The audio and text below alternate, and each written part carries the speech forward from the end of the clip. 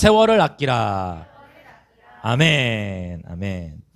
자, 우리가 지난주에 에베소 5장 14절까지 나누었습니다.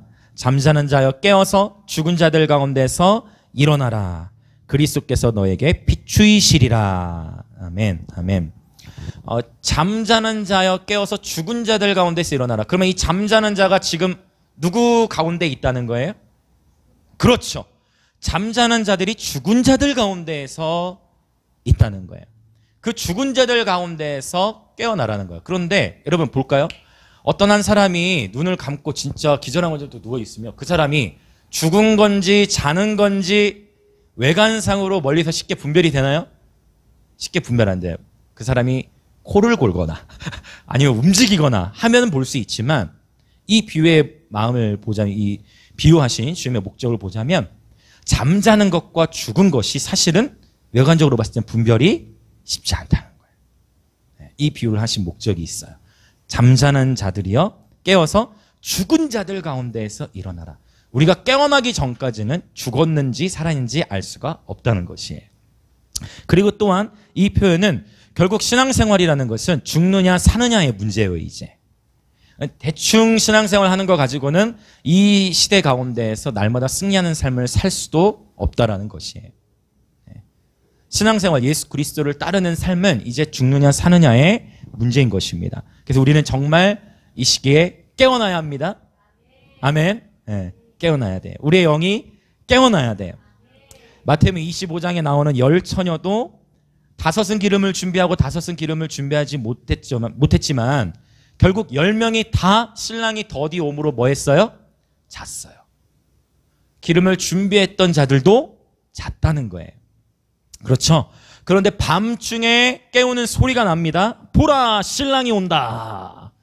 누군가가 그렇게 외치는 소리를 바라니까 그때서야 이제 이 신부의 부르심을 받은 자들이 이제 깨어나게 되는 거예요. 즉 지금이 곧 밤의 계절과 같아요. 모든 세계의 정치, 경제, 문화 모든 영이 다 흔들려요. 밤의 계절과 같아요. 어두워요. 그렇죠? 고난이 있어요.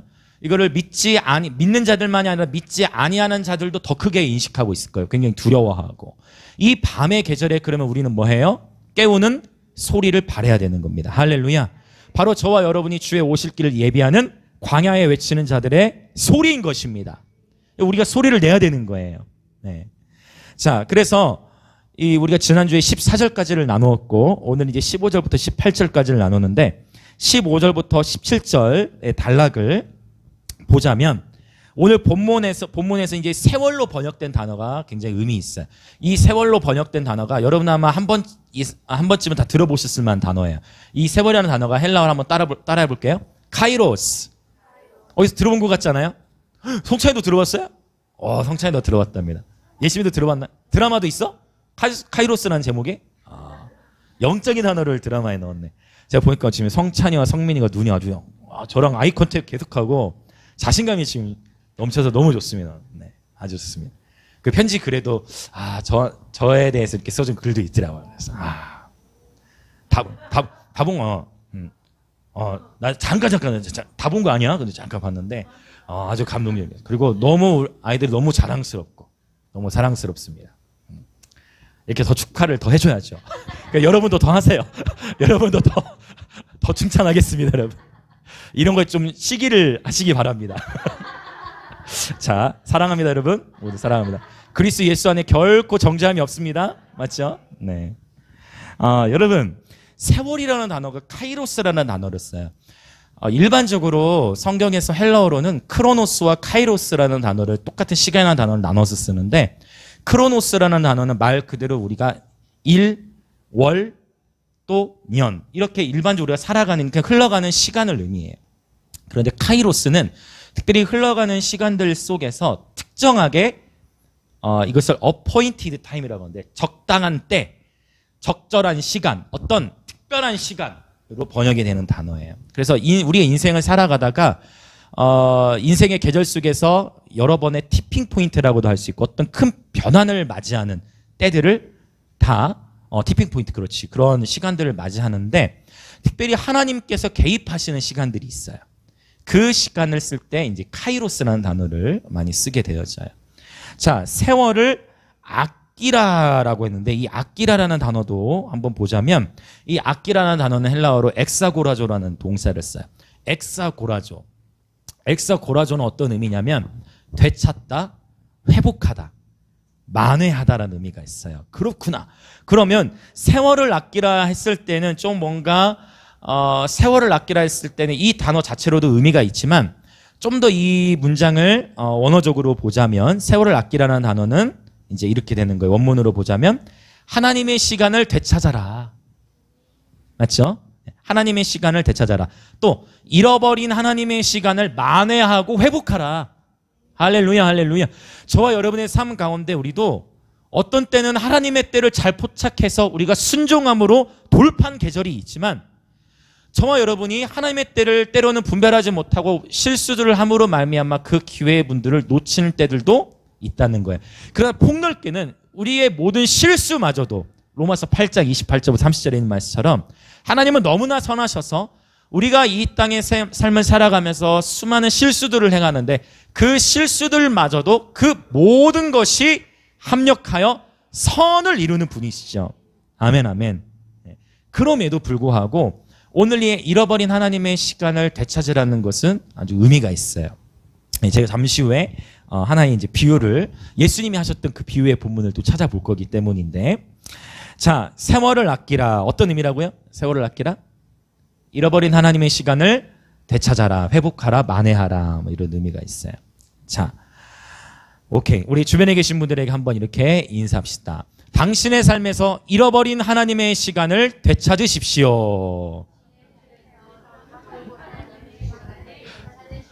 좀 길지 않았어요? 다 했습니까? 괜찮습니까? 저도 즉흥적으로 하긴 했지만 좀 긴 것 같아. 오케이. 또 다시 한번 합시다. 우리 다른 분들에게 인사 안 한 사람에게 이번엔 짧게 합시다. 하나님의 시간을 되찾으십시오.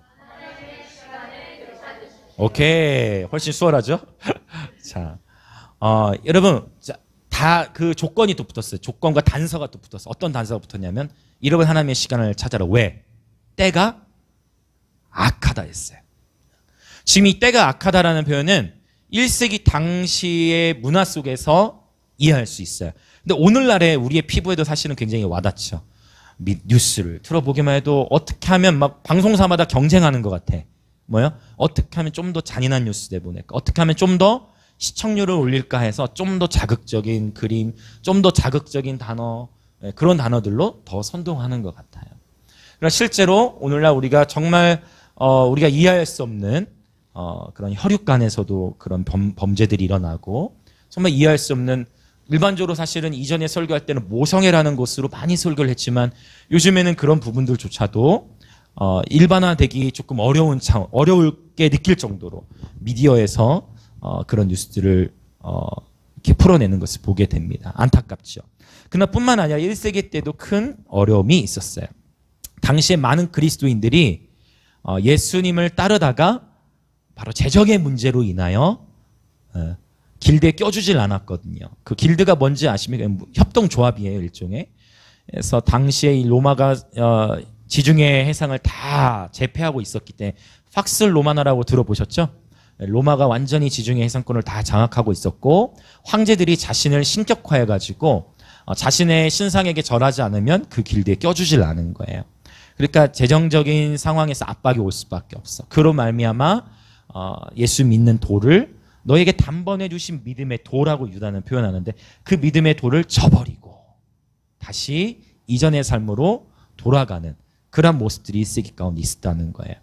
여러분, 오늘날은 어떻습니까? 여러분, 이 자리에 계신 분들 가운데에서 그럴 분은 없지만 여러분, 우리가 우리의 상황 가운데 재정적인 압박이 온다 할 때, 또 정치적인 압박이 있을 때, 관계적인 압박이 있을 때, 여러분, 그러한 때일수록, 때가 악하다고 여겨질 때일수록 시간을 지혜롭게 사용하시고 예수 믿는 믿음을 절대 저버리면 안 됩니다. 할렐루야. 우리는 어떠한 일이 있어도 좁은 문과 좁은 길을 선택해야 되는 거예요. 그래서 때로는 분별을 할 때, 좁은 문과 넓은 문, 좁은 길과 넓은 길이 있는데 하나님의 뜻을 분별하는 데 있어서 그분의 길은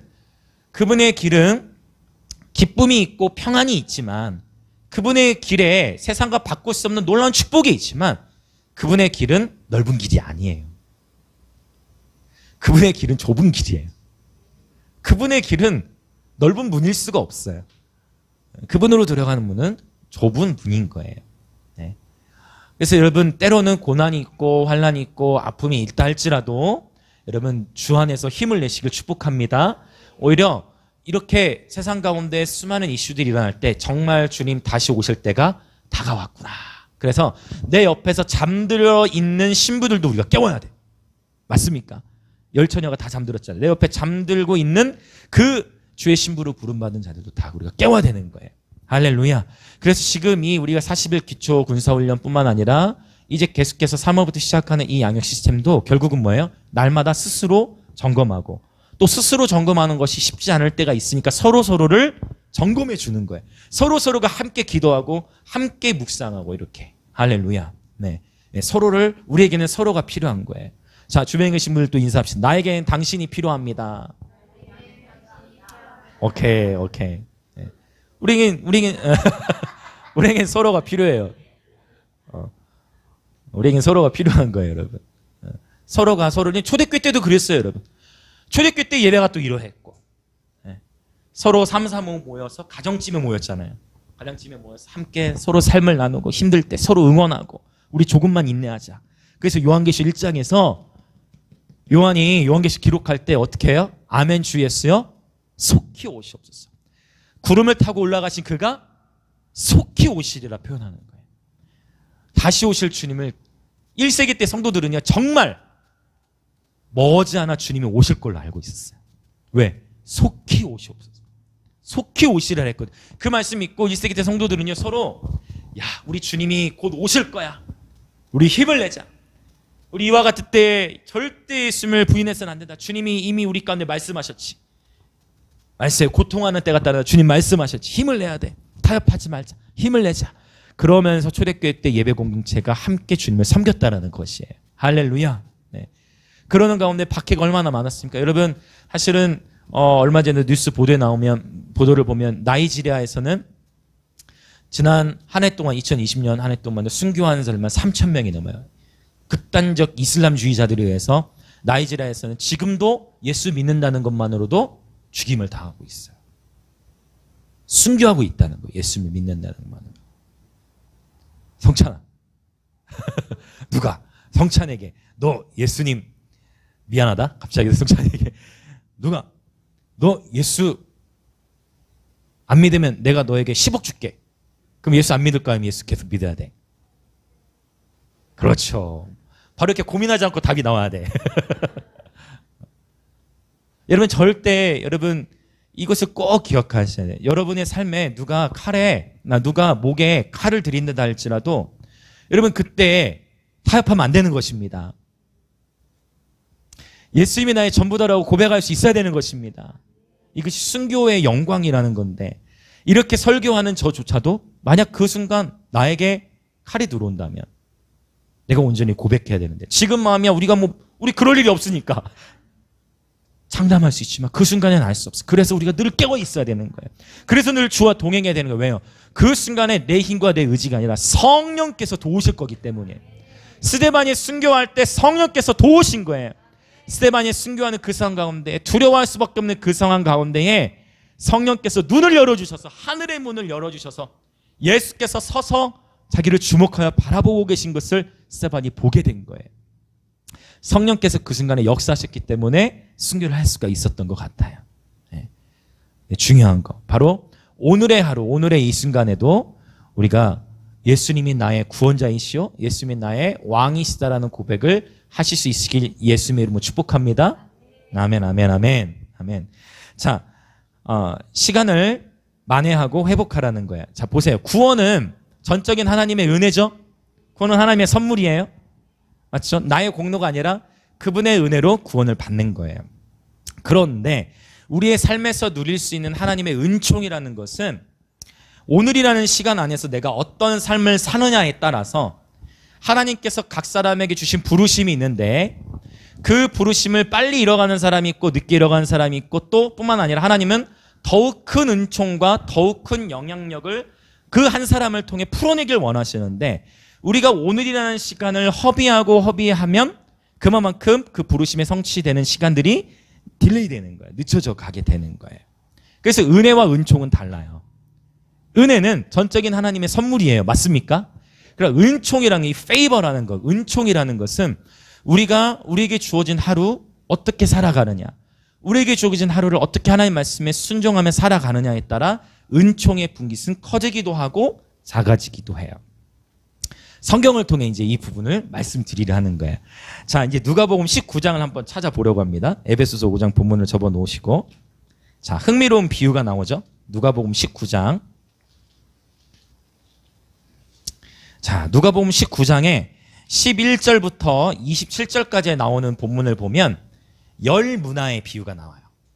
열 문화의 비유. 문화라는 어떤 화폐 단위가 있어요. 우리가 마태복음 25장에 보면 달란트 비유가 나와요. 근데 이 마태복음 25장의 달란트 비유하고 누가복음 19장의 문화 비유는 달라요. 똑같지가 않습니다. 네. 자, 일단 이 누가복음 19장의 본문을 보자면, 자, 이 문화라는 것은요, 한 문화는, 자, 이 문화는 봅시다. 한 문화는 100드라크마와 같은 값어치가 있었어요. 100드라크마. 자, 또 1드라크마는 1데나리온과 같아요.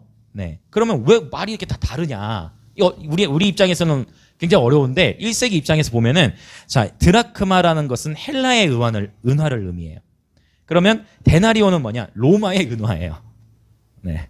그래서 1드라크마나 1데나리온이 사실은 같아요. 네, 같은 은화인데, 자, 1문화는 100드라크마 또는 100데나리온이야. 그러니까 보통 우리가 노동자의 하루 품삯을 1데나리온이라고 했기 때문에, 그러면 1문화는 약 100일 정도의 급여, 100일 정도의 사례, 즉 3개월치 정도의 사례라고 생각을 하시면 돼요. 자, 그러면 흥미로운 것은 이 누가복음 19장 11절부터 보면 이제 어떤 한 귀인이 나옵니다. 이 귀인이 왕위를 받으러 먼 나라로 떠나는 비유예요. 이 먼 나라로 떠날 때 10명의 종들을 부릅니다. 10명의 종들을 불러서 10명의 종들에게 각각 문화를 한 문화씩을 나눠줍니다. 여기서 이제 달란트 비유와 다른 거예요. 마태복음 25장에 나오는 달란트 비유는 어때요? 사람마다 받은 달란트의 분깃이 다 달라요. 그런데 문화의 비유에서는 10명의 종들에게 똑같이 한 문화씩을 나눠준 거예요. 그렇죠? 비유의 목적이 달라요. 자, 일단 오늘은 우리 문화 비유니까 문화를 볼 건데, 자, 그 종 10을 불러 은하 10문화를 주며 13절, 내가 돌아올 때까지 뭐 하라고 했죠? 이 단어가 또 재밌어. 뭐 하라고 했어요? 장사해야 돼요. 주님 다시 오실 때까지. 여기서 이 귀인은 예수 그리스도를 상징해요. 다시 올 때까지 뭐 하라? 장사하라. 장사하라. 참 이 단어도 은혜로운 단어예요. 아주. 장사하라. 주님께서 저와 여러분에게 부르심을 주세요. 주님께서 저와 여러분에게 이 땅에 살아가면서 하라고 맡기신 일들이 있어요. 그것을 사역하라는 거예요. 사용하라는 거예요. 자, 그런데 그 백성이 그를 미워했다 했어요. 여기서 그 백성은 크게 두 흐름으로 볼 수 있어요. 종교 지도자들로 볼 수도 있고, 또는 이스라엘 사람들로 볼 수 있어요. 왜 예수 그리스도를 받아들이지 않았어요. 요한복음 1장에 보면 자기 백성이라는 표현을 쓰죠. 여기서 말하는 그 백성은 이스라엘 백성을 가리킨다고 볼 수도 있어요. 자, 어찌되었든 열심히 장사를 하라고 보냈는데, 자, 이 한 문화씩을 가지고 3개월 정도의 급여를 가지고 요것으로 이제 장사를 했어야 되는데, 이제 10명의 종들 중에 3명의 종만 주님께서 사례를 드십니다. 16절에 봤더니 이제 첫째 종. 자, 드디어 돌아온 거야, 지금. 왕위를 가지고 생각보다 빨리 온 거야. 생각보다 빨리 온 거예요, 지금 왕위를 가지고.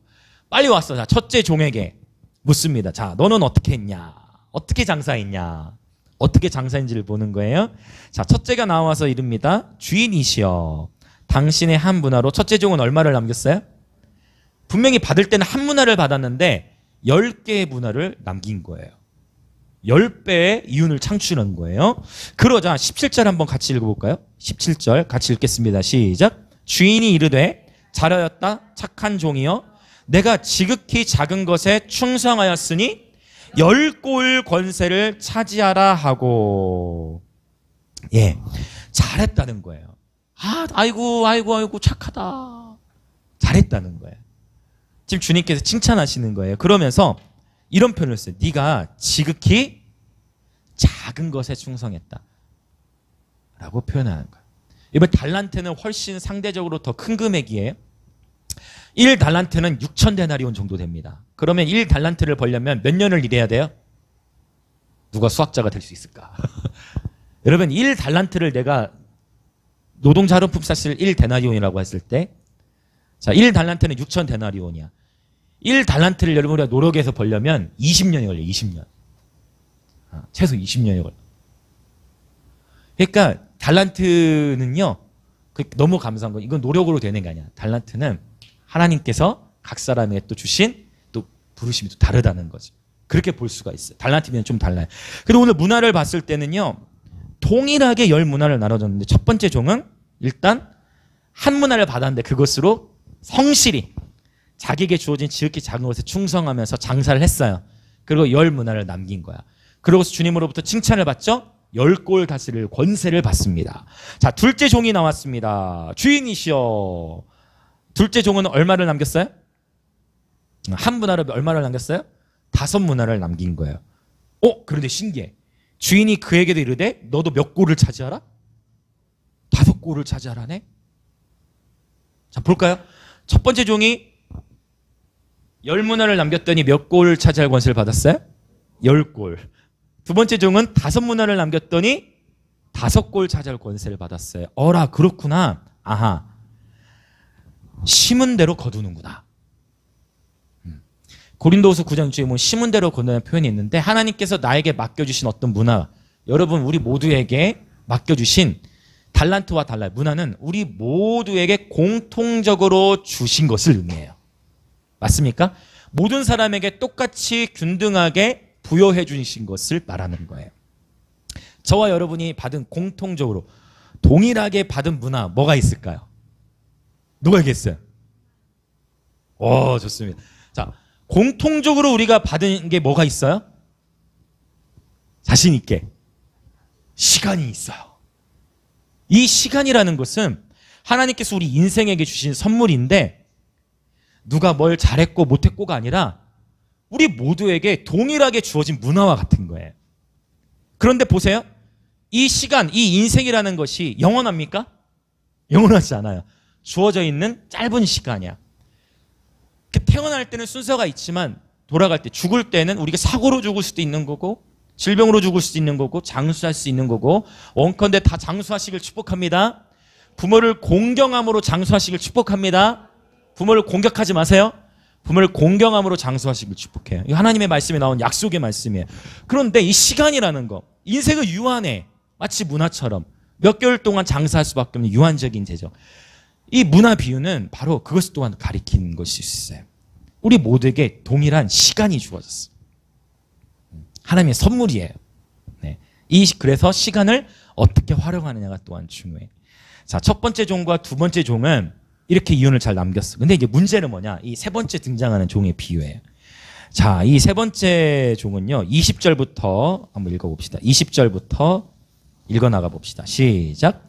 또 한 사람이 와서 이르되 주인이여 보소서, 당신의 한 문화가 여기 있나이다.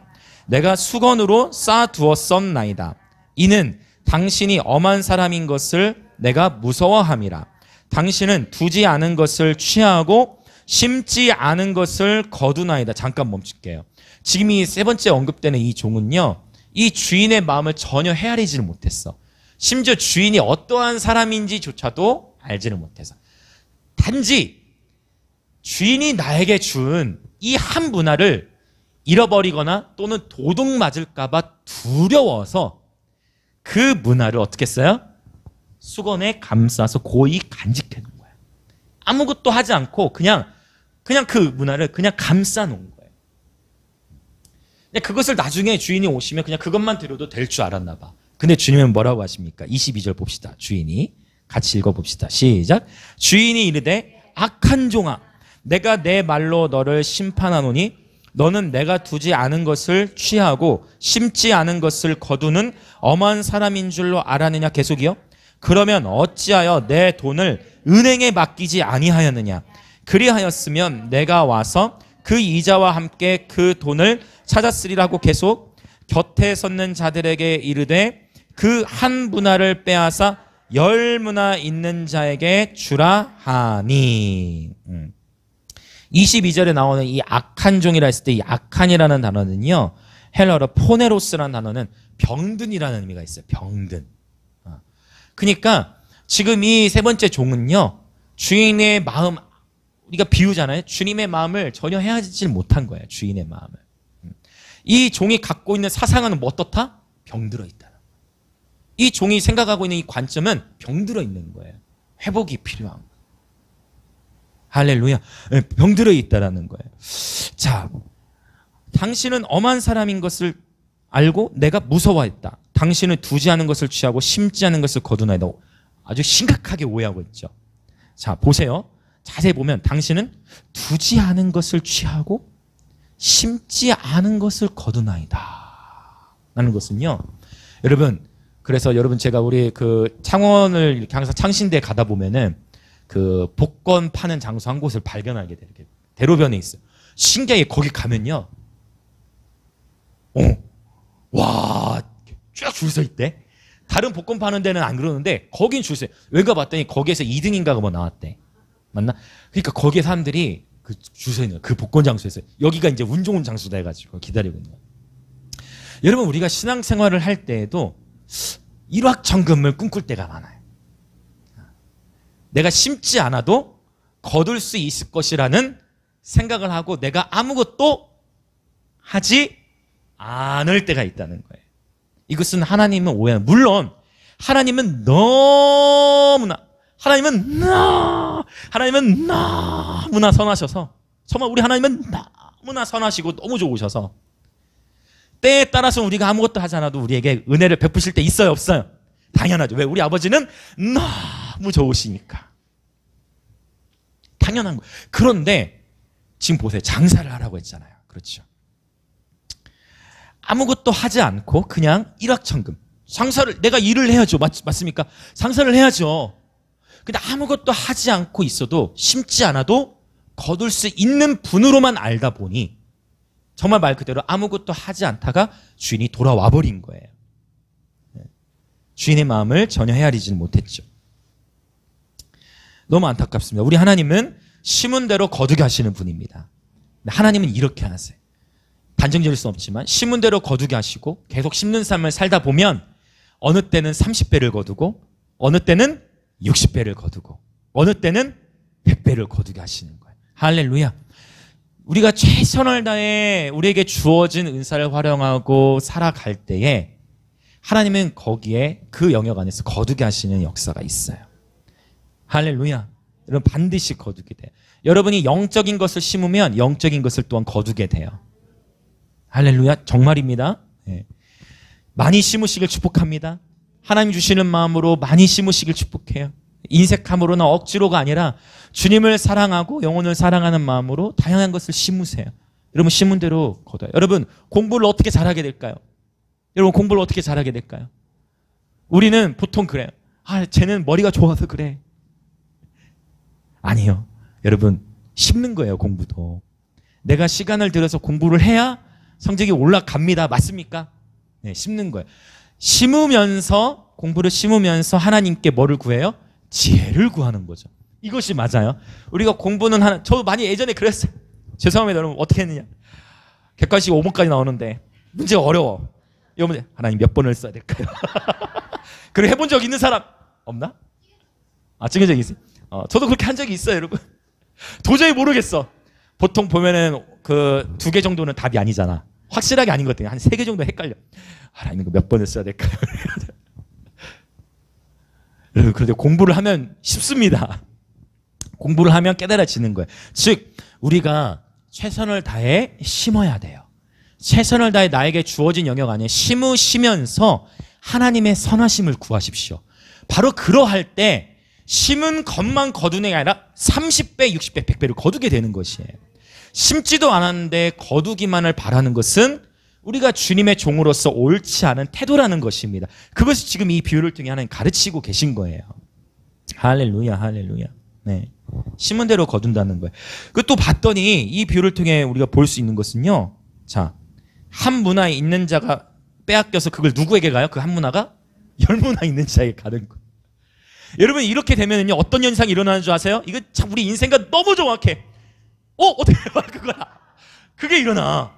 볼까요? 25절. 야, 헤매 뭐 성경 아직 안 읽었는데 바로 답이 났네. 25절 읽어봅시다. 시작. 그들이 이르되 주여 그에게 이미 10문화가 있나이다. 뭐 하는 거예요 지금? 질투하는 거예요. 아니 쟤는 이미 10문화나 남겼는데 왜 쟤에게 주냐고. 이번 세상의 나라는요 내 옆에 사람이 잘 되면은 그걸 가지고 뭐 해요? 내 배가 아파. 이게 세상의 가치관이에요. 근데 하나님 나라의 가치관은 우리 지체 안에 누군가의 삶에 하나님의 축복이 임하면 그것이 나의 삶에도 기쁨이 되는 거예요. 할렐루야. 여러분도 모르게 여러분 주변에 있는 지체들 가운데 기쁜 일이 있을 때 질투가 날려간다. 그럼 표출하지 마시고 빨리 기쁨을 더 표현하세요.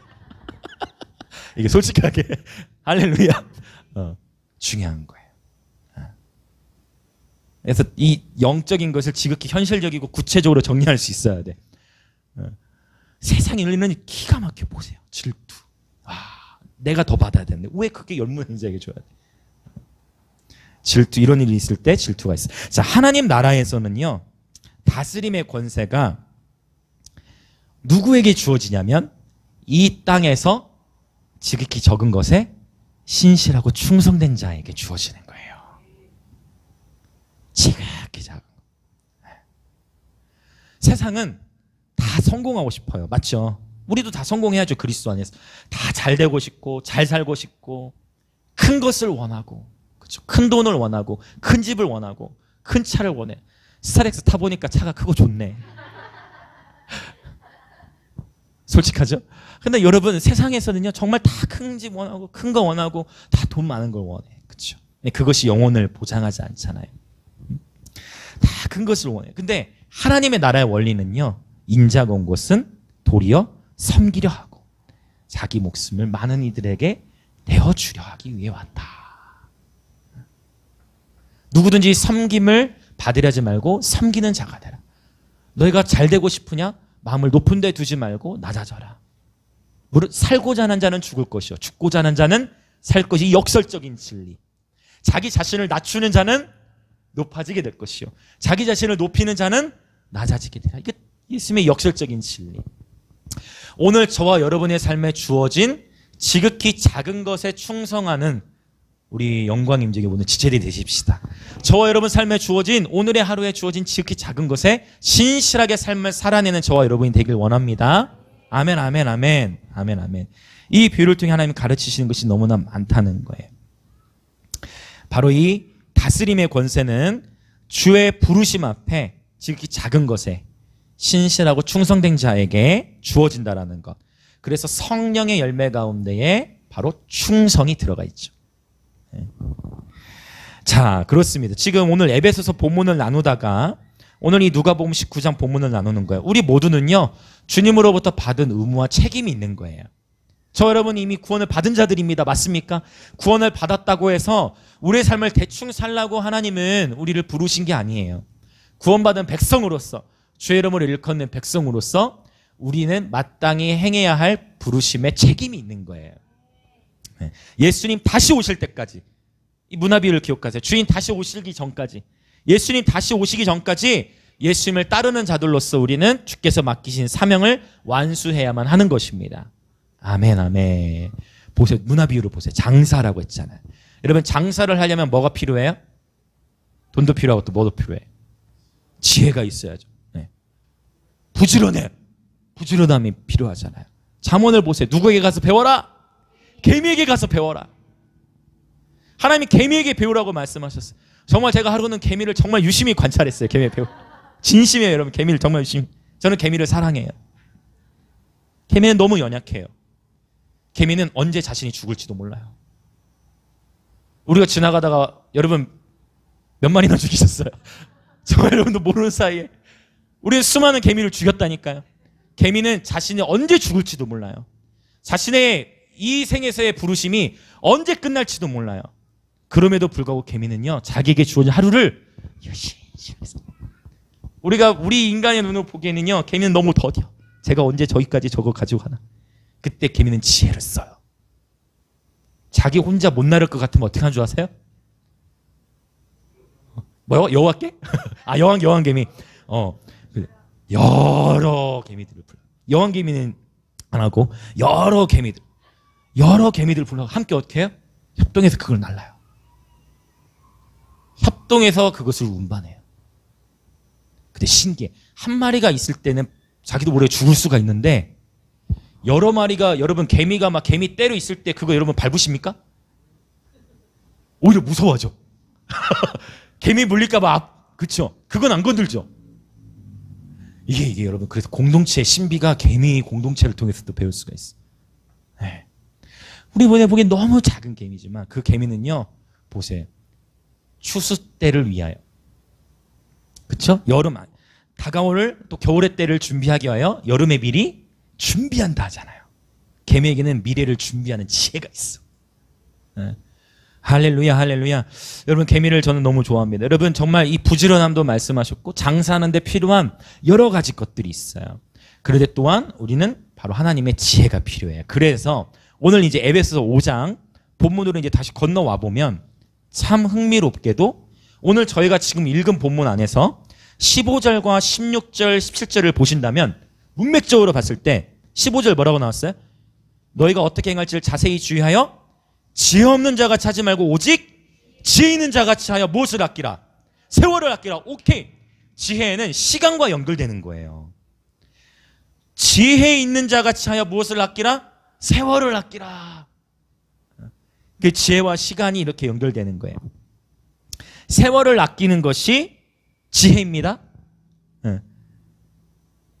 세월을 아끼는 것이 지혜. 시간 사용, 우리에게 주신 문화를 우리는 지혜롭게 사용해야 돼요. 할렐루야. 우리에게 주신 오늘이라는 이 인생의 하루도 우리는 지혜롭게 사용해야 됩니다. 근데 여기서 이제 한 걸음 더 나가야 돼. 문제는 뭐냐? 좋아, 목사님 알겠어요. 열심히 살아야 된다는 거 알겠어요. 부지런히 살아야 된다는 거 알겠어요. 지혜롭고 싶어요. 공부도 잘하고 싶어요. 나도 성공하고 싶어요. 나도 주님이 내게 주신 이 한 문화로 10문화 남기고 싶다고요, 목사님. 기왕이면 5문화보다 10문화 남기고 싶어요. 그럴 수 있잖아, 그쵸? 나도 그러고 싶어요. 그런데 우리의 의지만 가지고, 내 개인의 의지만 가지고 이 일이 온전히 될 수가 없더라. 이것이 전적 타락의 이제 교리죠. 내 힘과 내 의지만 가지고 된다, 안 된다. 어느 정도는 돼. 어느 정도는 되지만 내 힘과 내 의지만 가지고 이게 다 되지를 않아. 그래서 하나님께서 무엇을 말씀하시느냐? 18절을 말씀하시는 거예요. 18절을 다시 한번 읽어봅시다. 에베소서 5장 18절 시작. 술 취하지 말라. 이는 방탕한 것이니 오직 성령으로 충만함을 받으라. 아멘. 하나님의 말씀은요, 기가 막혀요. 와, 내 힘과 의지로 부지런해야 되는 거 우리 알지만 이게 하루 이틀 돼. 어느 정도 되는데 이게 쉽지 않다는 거예요. 그래서 오직 성령으로 충만함을 받으라는 거예요. 네. 결론적으로 이렇게 내리는 거예요. 자, 술 취하지 말라. 이는 방탕한 것이니 오직 성령으로 충만함을 받으라. 그러면 지금 바울은 술 취함과 성령의 충만함을 대조하고 있는 거예요. 맞죠? 자, 실제 사도행전 2장에서도 그렇잖아요. 그들이 새 방언을 말했죠. 마가다락방에 모인 120명의 성도들이 성령의 충만함을 받고 성령께서 말하게 하심을 따라 각기 다른 방언을 말했다고 했어요. 그것을 보고 어떤 이들은 조롱하면서 저들이 뭐에 취했다? 술 취했다라고 표현하는 거예요. 그 얘기는 술 취함과 성령 충만함의 모습이 때로는 비슷하게 나타나는 모습이 있을 수 있구나 라는 거예요. 맞습니까? 맞죠? 성경을 봤을 때도. 자, 그러면 봅시다. 정리합시다. 절대로 술 취하면 안 됩니다. 그쵸? 술 취함으로써는 성령의 충만함으로 갈 수가 없어. 술 취한 상태에서는 기도를 해주고 싶어도 기도가 이렇게 잘 들어가지지가 않아. 왜? 제정신이 아니기 때문에. 자, 술 취하면, 자, 그러면 술 취함과 성령 충만함의 공통점이 뭐예요? 정신이 없습니다. 경험에서 나온 편인가요? 정신은 경험에서 나온 편인가요? 여기 자, 술 취함과 성령 충만함의 이 공통점으로 보자면 정신이 제정신이 아니다라고 볼 수 있는 거죠. 자, 또 못 알아듣는 얘기한다. 못 알아듣는 얘기한다. 못 알아듣는 얘기. 역시 여러분 이게 우리 영광님 저희 전도사님의 클래스입니다. 예, 클래스. 주일학교 아이들을 다루시는 우리 전도사님의 클래스. 네. 자, 너무 좋습니다. 못 알아듣는다. 자, 또 뭐라고? 구분을 못한다. 무슨 의미지? 내가 잘 이해 못하고. 분별을 못한다?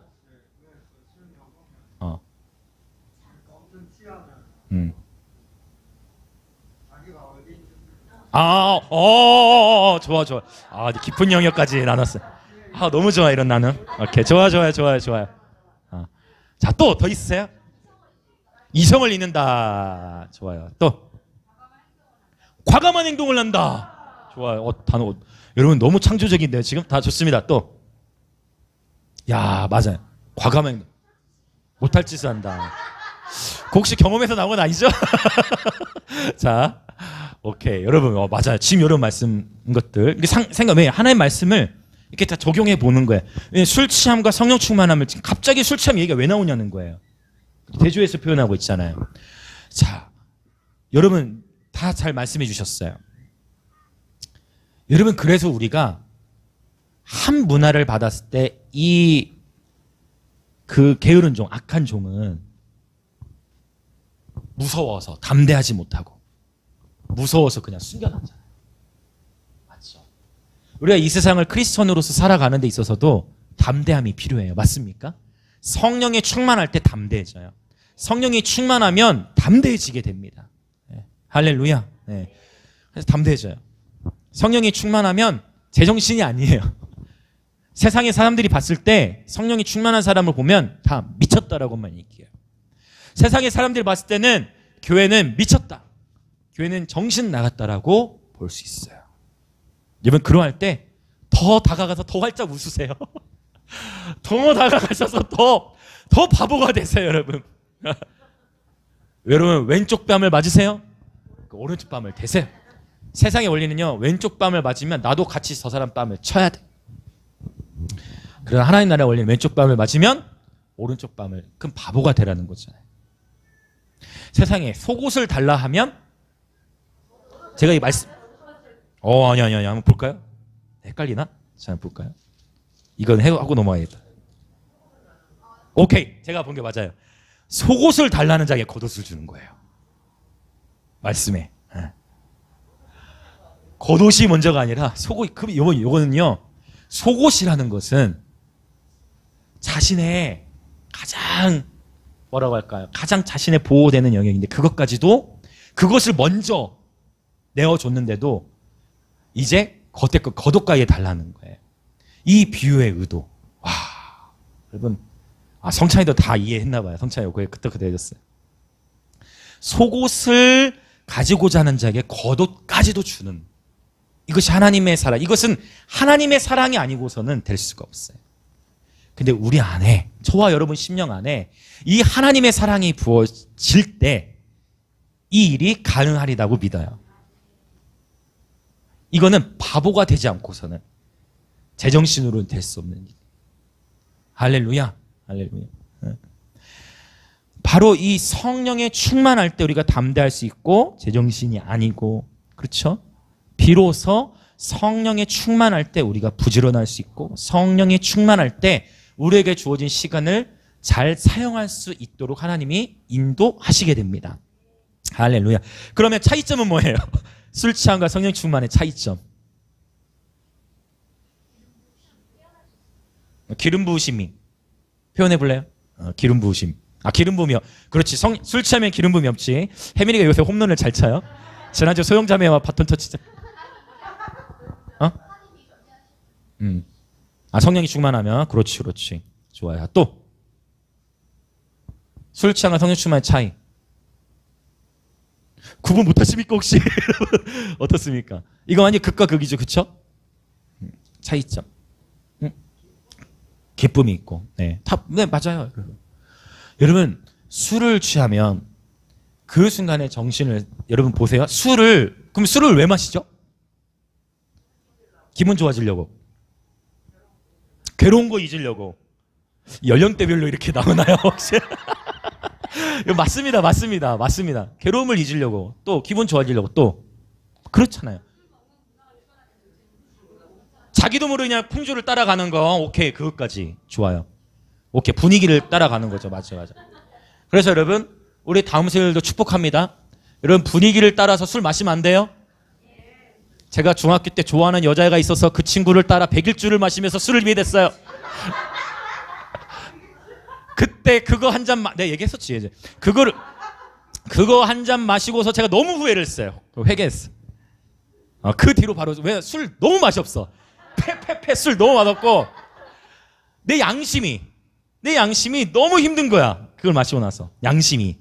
그래서 그때 그냥 딱 일찍 끊어서 다행이지. 여러분 분위기 따라서 좋아하는 여자 생겼다고 해요. 따라가서 마시면 안 돼요. 캠퍼스에서 분위기 따라가 마시면 안 돼요. 오케이, 좋아요. 여러분 자기도 모르게 끌려 이렇게 풍조를 따라가는 이 세상의 풍조, 그런 문화 때문에 일어나는 것이 있고.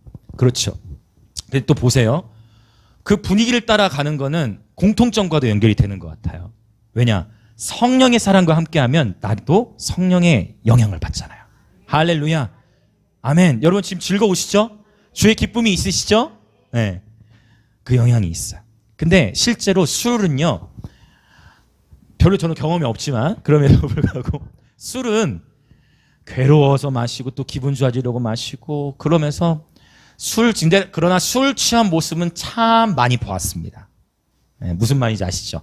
네, 저희 가정 안에서도 그걸 많이 봐왔기 때문에 술 취한 모습은 참 많이 봐서 술 취했을 때 어떤 모습들이 나타나냐 다 봐요. 그런데 괴로움을 잊으려 마시고 슬픔과 이런 거 다 잊으려 마시고 그 순간에는 잊어버릴 수 있지만 자고 일어나면 찾아오는 공허함과 자고 일어나면 찾아오는 두통과 자고 일어나면 찾아오는 외로움, 궁극적으로 그게 해결되지가 않아. 그러나 성령에 충만하면 자고 일어나서도 하루가 얼마나 상쾌하지, 자고 일어났을 때 하루가 얼마나 기쁘고 감사한지 몰라. 이게 술 취한과 성령 충만의 가장 큰 차이죠.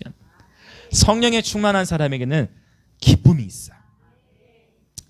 고난과 어려움이 당연히 있죠. 그럼에도 불구하고 성령께서 주시는 기쁨이 있는 거예요. 세상에서는 너희가 환난을 당하나 너희가 기뻐하라. 내가 주는 기쁨은 세상에 주는 것과 비교할 수 없다 했어요. 네. 화학 성분, 알코올 성분을 의지하는 게 아니고, 치료도 화학 성분 말고 자연치유를 하나님의 말씀, 이거 은혜가 돼요. 요새 그 아로마 테라피 통해 하나님이 섭리하신 이 자연치유, 화학 성분을 의지해서 슬픔을 잊으려 하는 것이 아니라 하나님께서 창조하신 원리, 성령의 충만함을 받을 때 우리 안에 세포도주의 기쁨이 넘치는 것입니다. 할렐루야. 자, 그러면 이제 한 가지만 더 정리하고 말씀을 마무리하려고 해요. 오직 성령으로 충만함을 받으라고 했는데, 이 성령으로 충만함을 받으라 했을 때 여기에 나오는 이 동사의 원형은 플레로라는 단어인데, 이 충만함을 받으라는 단어가 이 플레로라는 동사인데, 여기서는 문법 구조가 조금 복잡하게 쓰였는데 플레루스테라는 단어를 써요. 이 단어는 뭐냐면 문법적으로 봤을 때 현재 수동 명령 형태예요. 자, 그럼 요걸 가지고 정리를 하려고 하는 거예요. 자, 성령의 충만함을 받으라고 하는데, 첫 번째, 이 동사가 현재형이에요. 현재형. 플레루스테, 과거형이 아니에요. 너희가 성령의 충만함을 너희가 받았다가 아니라 성령의 충만함을 계속 뭐 하라? 받으라요. 현재형은 현재 진행형과 함께 가요. 현재형은 현재 진행형과 같은 군이에요. 현재형 군이에요. 자, 그래 이 표현은 뭐냐면, 우리는 자 고린도서 12장 3절에 보면 누구든지 성령이 아니하고서는 예수를 주시라 시인할 수 없다 했거든요. 그러니까 누군가가 예수가 나의 주인이십니다라고 얘기할 때는 성령께서 역사하신 거예요. 그리고 여러분, 성령께서 저와 여러분 함께 하시죠. 아멘. 성령은 세상 끝날 때까지 우리와 항상 함께 하신다 했어요. 아멘. 이것은 불변하는 진리예요. 그러나 성령의 내주하심, 성령의 함께 하심이 성령 충만과 같진 않아요. 이거를 여러분 구분하실 수 있어야 돼요. 성령의 충만함이라는 것은 말 그대로 충만해서 믿는 자들의 뱃속에서부터 생수의 강이 흘러서 넘쳐 나가는 거예요. 성령의 충만함은 우리가 성령의 함께하심, 이 약속의 말씀에서 말씀하시는 무소부재한 하나님의 신학적 개념을 넘어서는 거예요. 여러분, 이것이 이해되시길 축복합니다. 이 성령의 충만, 그래서 오늘 또 바로 이 성령 충만은, 그 구원은 이례적이잖아요. 우리가 죄를 고백하고 회개함으로, 그분을 받아들임으로, 요한복음 1장 12, 그분을 영접함으로 구원을 받는 일회성이에요. 그때 성령께서 이제 함께하기 시작하세요. 그러나 성령의 충만함이라는 것은, 성령은 인격적인 분이시고 오늘 또 성령의 충만함을 받아야 되고, 이 성령의 충만함 가운데 날마다 살아가야 되는 것이에요. 할렐루야. 맞습니까? 그래서 당연히 우리가, 그러면 보세요. 내가 조금 힘들다고 해서 성령께서 나를 버리시나요? 아니라는 거예요. 내가 조금 힘든 일이 있고 죄를 짓는다고 할지라도 주님은 우리를 놓지 않으세요. 그러나 성령의 충만함은 잃어버려요. 그래서 군심에 묶여요. 좌절에 묶여요. 우울에 묶여요. 맞습니까? 그러나 고난 가운데 성령이 충만하면 할렐루야! 뚫고 나가는 거예요. 기쁨이 넘치는 거예요. 삶은 해결의 문제가 산텀이야. 그러나 하나님의 기쁨이 있는 것이죠. 지혜를 주시는 것이죠. 네. 이걸 기억하지. 이 동사는 현재 시제로 쓰였다. 자, 두 번째, 그러면 봅시다. 이 동사는 현재 시제이면서 또한 현재, 아까 제가 잠깐 말씀드렸어요. 현재 수동형으로 쓰였다. 오케이. 수동태는 뭐예요? 능동태와 수동태를 구분해야 돼요. 그렇죠. 능동태가 자기가 하는 거야. 능동태가 자신 행위가 주체야. 수동태는 행위를 당하는 거예요. 행위를 받는 거예요. 그렇구나. 성령의 충만함이라는 것도 성령께서 우리를 채워주셔야 되는 거야.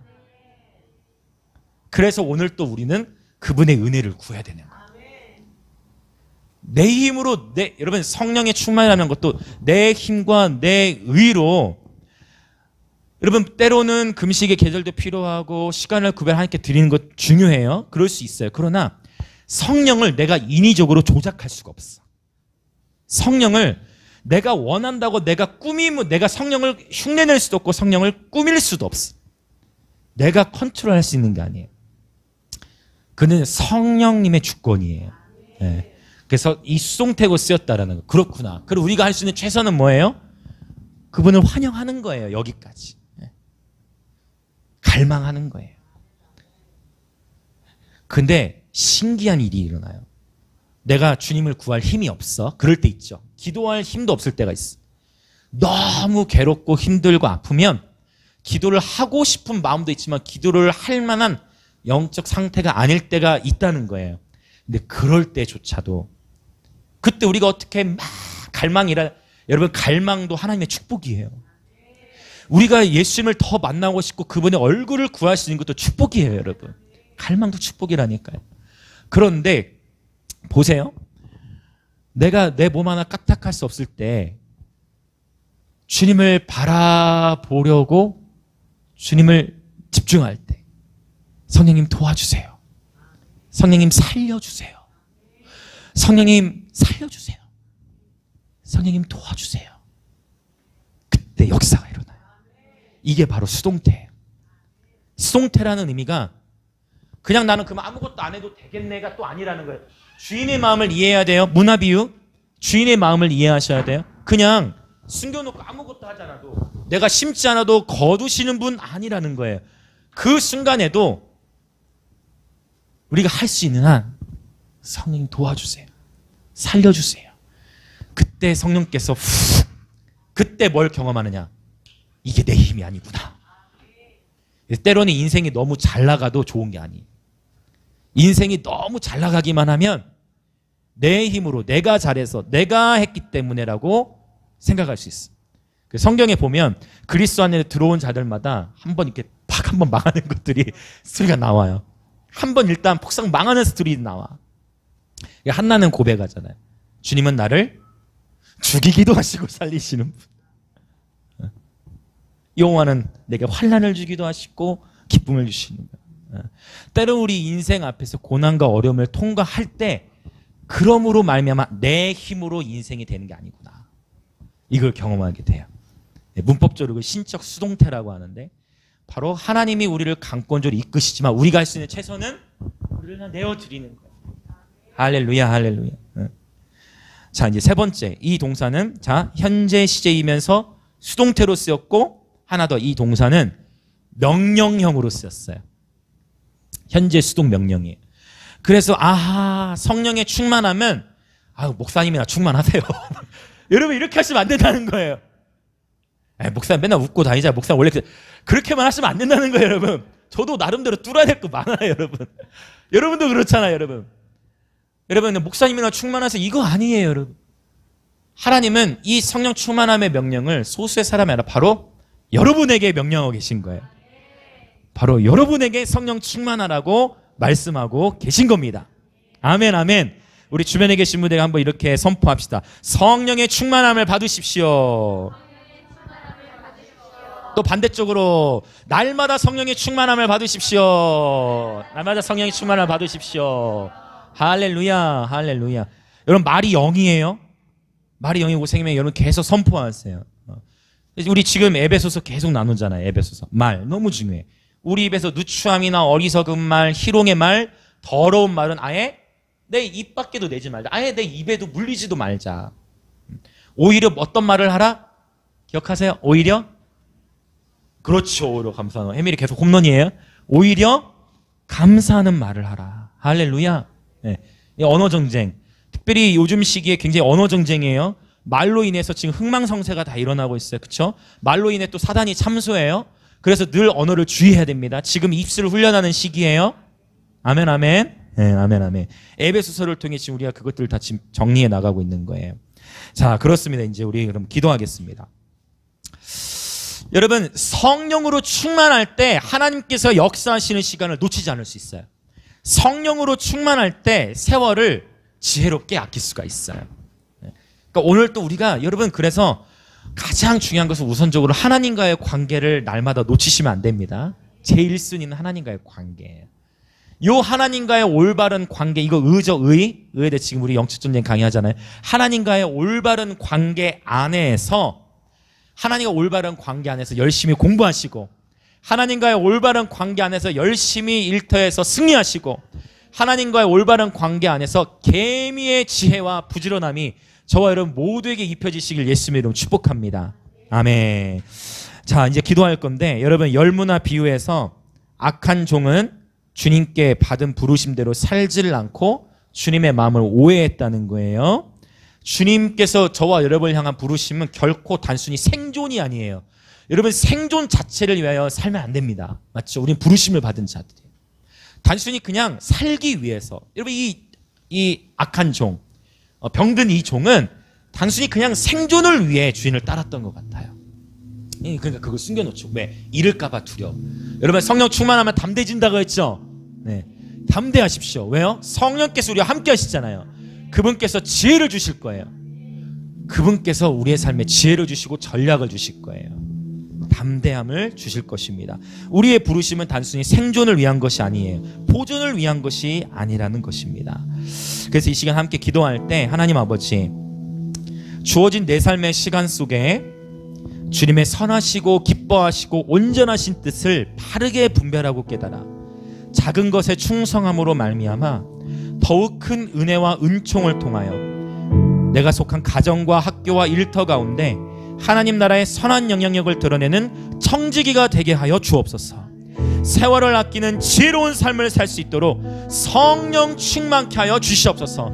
이 시간 다 같이 주여 한번 외치시고 성령의 충만함을 구하며 나아가겠습니다. 주여!